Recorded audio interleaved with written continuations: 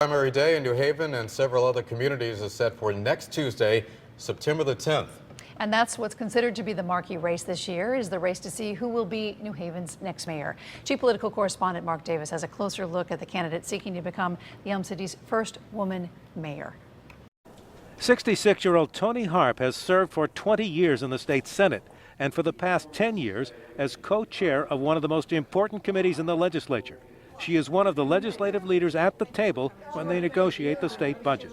She takes credit for much of the state revenue that comes to the city and says she's willing to give up that lofty position because much of that revenue is not being efficiently used at City Hall. There's a lot of work to be done down here, and I want to do it. It hasn't been done to the degree that I think that it needs to be done.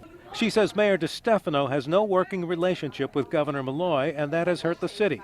She says she wants to bring the kind of consolidations and other efficiencies that the Malloy administration has brought to state government to City Hall, and that there are things that the city just can't afford anymore. We've got a lot of overtime in police and fire. We've really got to make sure that we have those classes so that we have enough rookies and young people in those departments so that we don't have to spend as much on overtime.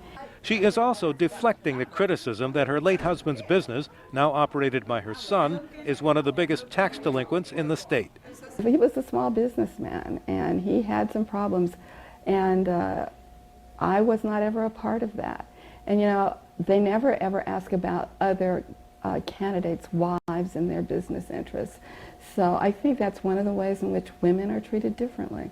In addition to her high-profile position in the state Senate, she is also director of the homeless health care program at a community health clinic in New Haven.